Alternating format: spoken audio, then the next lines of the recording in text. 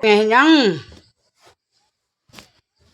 บอก กำลังแตกเครือ แม่ทำลงเลยแม่แต่งตัวเก็บไปลุมเบาอีกบ่ยังแม่ อืม แต่งตัวบ่ แต่งตัวก็ โอ้แต่งตัวไปเก็บไปลุมเบาอีกว่าเนี่ย โอ้ บอกแม่น อืม คนแม่นน่ะบ่ได้เลย บ่แม่น ลาซะอย่างลุมบอกลุมเบาน่ะ อือหือ ให้เป็นครอบครัวเดียวน้ำกันซะ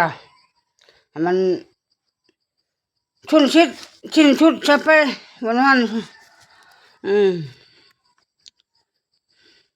ลุมเบามันลุมเบางามเนาะโอ้ดีหลายเจ้าแบบนี้นะแล้วค่อยก็อยู่ผู้เดียวเลยมีผู้เมียงนี่ปะแต่งตัวไว้เลยมาถ่ายคลิปเลย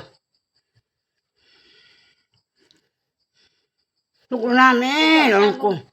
นี่กันนะโอ้ สามตุ่ม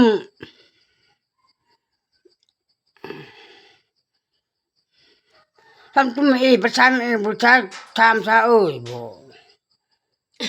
สามตุ่มนะซะจักดึงตัว โอ้ยมันกัดอีสว่างมันไกลสักทุ่ม ดึงตรงตุ่มซะซ้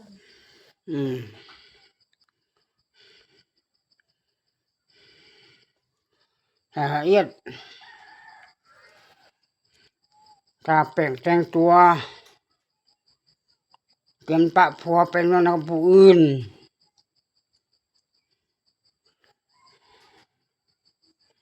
อย่าลืมคิดฮอดผัวขี้ข้านเด้อไปทางไหนก็อย่า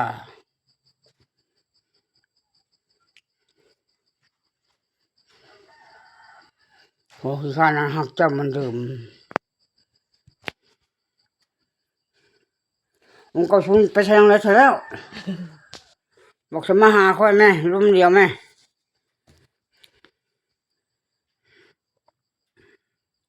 กระชุนเป็นไรมานี่ก่อนแม่ เลย มานี่รุมเดียวเลยหนึ่งนะ เราเพี้ยนตัวอีก เฮ้ยมาแล้วโอ้มาแล้วโอ้มานั่งนี่ใกล้ๆนี่ เลย มาบอกเจ้านะมาลมน้ำเจ้าว่าข้านี่จะไปเจ้าบ่เฮ็ดอันแบบเอาผู้ว่ามาให้เมียคอยลมนะ นี่เพื่อนก็อยากลมอยู่นี่ อื้อหือ มายอก หันไปว่าดา สองเทื่อแล้วเจ้าเฮ็ดให้เมียคอยนะแต่ว่าคอยยกโทษเจ้าซะบ่เฮ็ดหยังบ่หยัง อืม ไม่เจ้า ข้านี่จะไปแล้วย่าบ่ ก็เลยก็ยาเขาบ่มีคนลมแล้วก็ยามื้อเริ่มมีคนลมจังเฮอลมเนาะมีแล้วเขาก็โทรลินซื่อเขาอยากลมซื่อจุผ่านมากก็ได้เขาบ่ได้อันนั้นดอกเขาก็โทรมาลินซื่อนั่นแหละบางเทื่อเขาก็อยากเอาเงินเอาค้ำให้เมียตัวไปหาบ่แม่นเอาเงินหาค้ำให้ซื้อนี่ มาทานจุ๊บเนาะ บ่มีนะ มาจับมือกัน มาเจ้าก็จับซะ ไปเด้อ โอ้ทุกคนเพิ่นย่านนั่น